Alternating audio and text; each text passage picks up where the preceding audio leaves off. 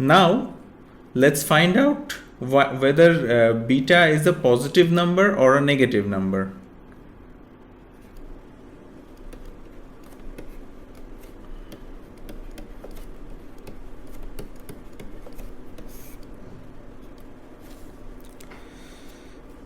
So the way we have defined beta, it is H12, which is nothing but 1H2. What is H? The Hamiltonian, the electronic Hamiltonian is given as minus H cross square over twice M del square. This is the kinetic energy plus potential energy due to two atoms, V1R plus V2R. Now V1R, what is this? This is the electrostatic potential of the nucleus in atom 1, and V2 is the electrostatic potential for the nucleus in atom 2. So if we try to find out H12, that is 1 minus H cross squared over twice M del square plus V1R plus V2R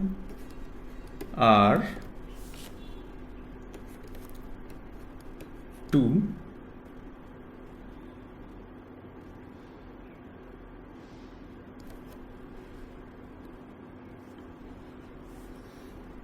plus 1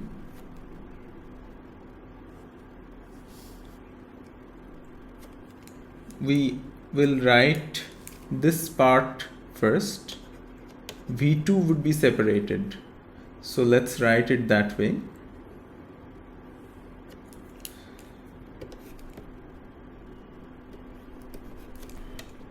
If we separate V2, that will give us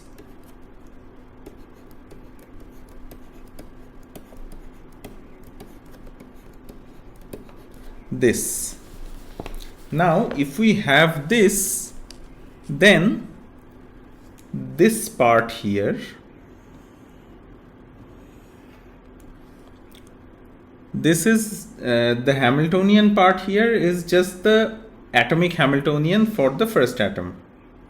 And if that is the case, then it acting on the left side state 1 gives us epsilon times 1. So this operation would give us 1 epsilon, and then there is this get 2. So the inner product, epsilon is just a constant, it can be taken outside, so it's an inner product of 1 and 2, it gives us 0. So the only non-zero term that we have is this one. This quantity is not equal to 0. That means H12 is 1 V2 2. So the potential V2 is attractive because it is between one electron and the nucleus from the other atom. This potential is attractive, therefore it is negative, and if it is negative, then beta must be negative quantity. Beta cannot be positive. So if we have beta negative, then the molecular state psi b, the bonding state, this bonding state has energy E naught plus beta. So this is less than E naught. And the corresponding symmetrical combination, so this one corresponds to the symmetrical combination 1 plus 2 normalization constant times 1 plus 2, that kind of a state. So if we try to plot the wave function and the charge density, we will get this kind of a plot. Here we first plot the wave function.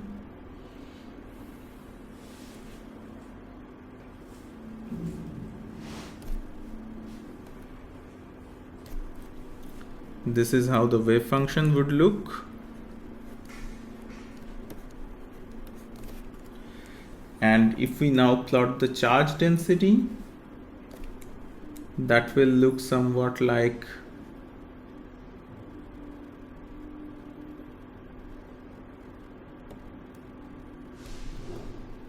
this.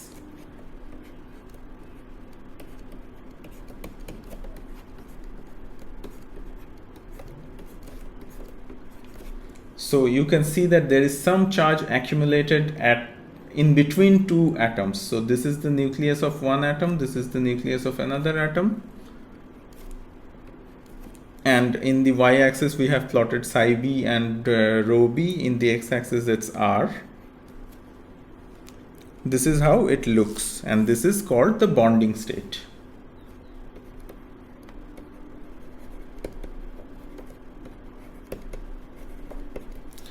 Let's look at the antibonding state now. The molecular state psi A, that has energy E0 minus beta. Beta is a negative quantity, so this energy is greater than E0, and it corresponds to antisymmetric combination of the basis elements. If we try to similarly plot the wave function and the charge density, we will find the wave function will look somewhat like this.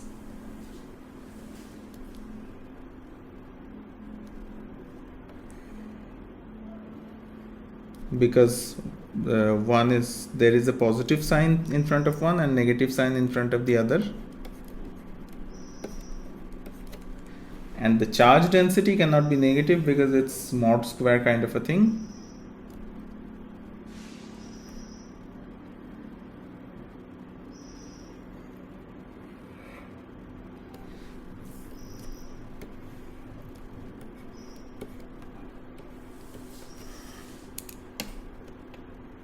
Sorry, it's psi A and it's rho A, which is mod psi A squared. So here in between you don't have any charge density, and this is the antibonding state.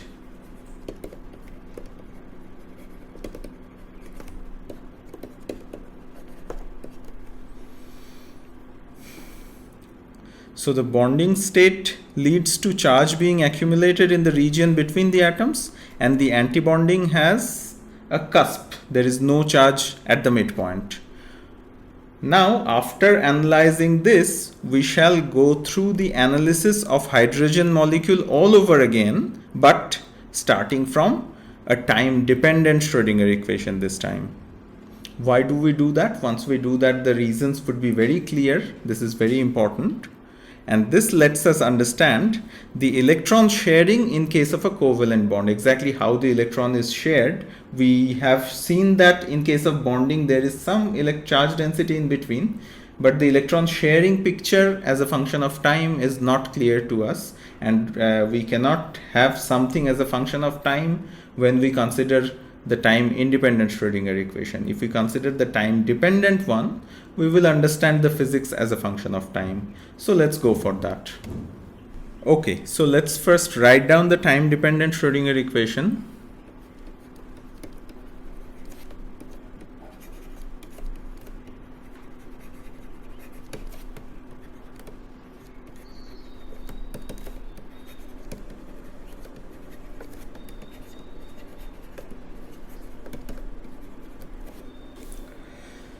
It can be written as I H cross del T of the molecular state psi equals the Hamiltonian operated on psi.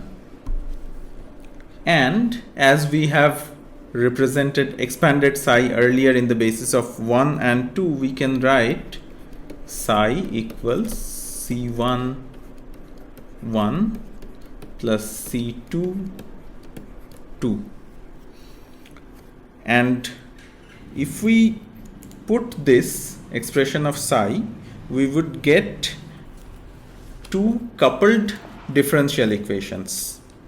What are those equations? We will get, if by putting psi into the differential, into the time independent Schrödinger equation, IH cross del T C1 equals H11 C1 plus H12 C2 and IH cross del T C2 equals H21 C1 plus H22 C2. These equations have to be solved with some initial condition for C1 and C2. Now you can note that C1 and C2, these are not constants, these are function of time. So as before, we write that H11 equals H22 equals E0 and H12 equals H21 equals beta, and we know this time that beta must be negative. So we have two first order differential equations, these two that we need to solve. We can start with a trial solution, and we will need some initial condition, actually two initial conditions, one for C1, one for C2, in order to be able to solve these two coupled differential equations. So first order differential equations with constant coefficient, it can be solved with exponential functions. So let's try with exponential functions.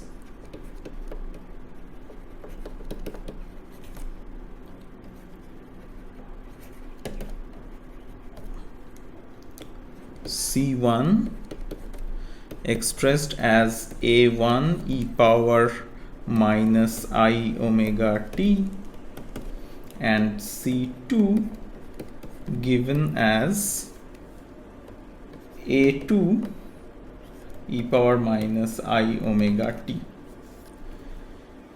Now if we insert these expressions for C1 and C2 into these two coupled differential equations, then we would get omega corresponding to the bonding and antibonding case. So for bonding, omega would be omega b equals E0 plus beta over H cross, and omega a antibonding, that is E0 minus beta over H cross. This is what we will find. And now we need to find the solutions for C1 and C2.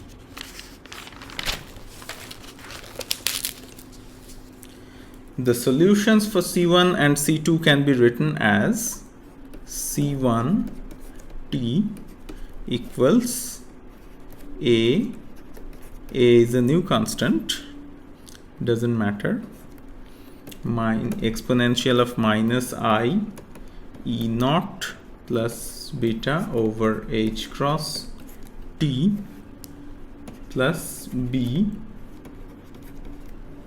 exponential of minus I E0 minus beta over H cross T.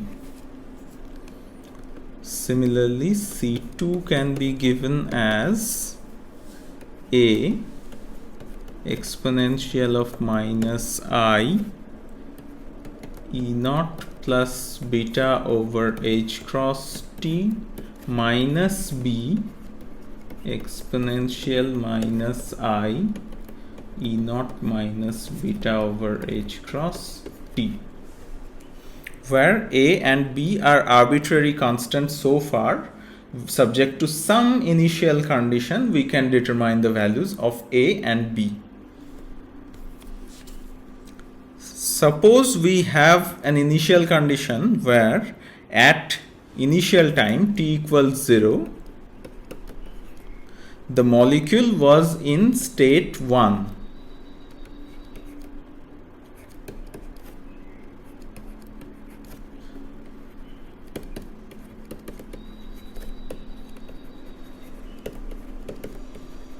if this is the situation, then the initial condition can be written as psi1 at time equals 0 is given as 1, and C1 at time equals 0 is given as 1, and C2 at time equals 0 is 0. This is the initial condition that we are assuming just for the sake of understanding. Then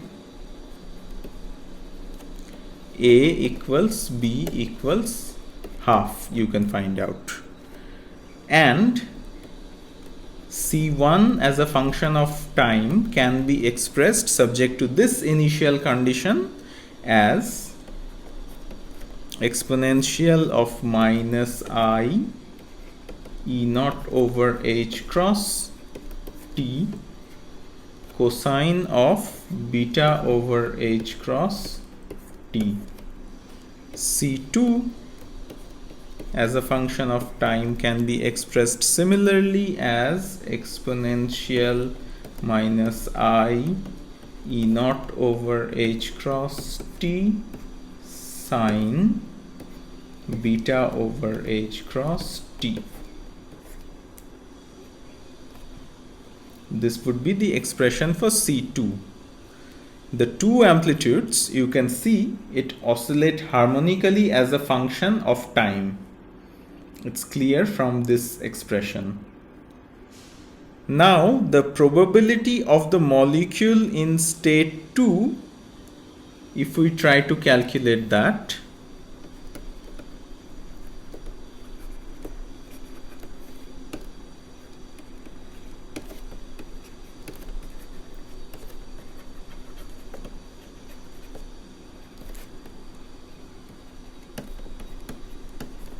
this would be given as C2 mod squared, which is the exponential term will go away if we take complex conjugate and multiply. So sine term will remain. It is sine squared beta t over h cross. This is what we will.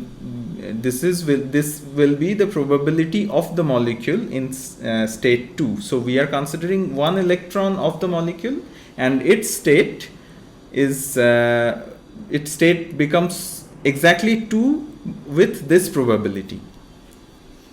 Once we have found this, that means this probability is 0 at t equals 0.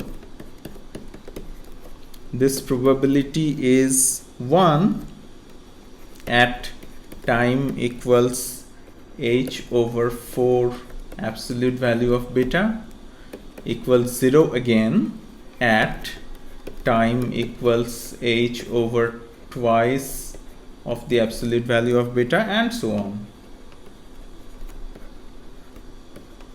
It's a harmonic function. You can see it's a sine square like a function, so it will go on oscillating like this between 0 and 1. So now here is a homework for you.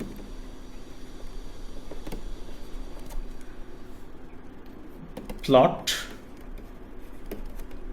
C1 t squared and C2 t squared with time.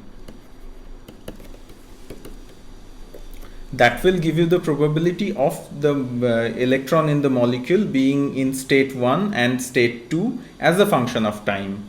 So by plotting this, also from whatever we have already seen the behavior of this function, that the electron oscillates between atom 1 and atom 2, keeps on hopping. Hence the off diagonal terms are called hopping terms. Now, how can it keep on hopping between two atoms? Because there is a potential barrier in between. The ionization energy of hydrogen atom, how much is it?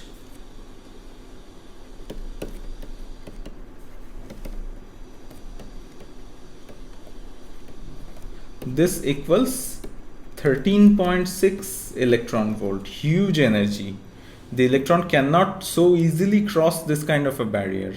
So how can it hop between two atoms? The electron actually tunnels through this barrier. It doesn't overcome the barrier. So the electron doesn't go over the barrier. In quantum mechanics, even though it cannot go over the barrier, it is possible to tunnel through the barrier, and that's what is happening in this kind of a case. So we understand something very interesting about the covalent bond. Not only the electron hops between two atoms, which certainly it does, which we already knew. The electron sharing means that it has to tunnel through the barrier. It cannot go over the barrier. That's something very interesting that we have realized at this stage. And the probability of tunneling with time is probability of tunneling per unit time.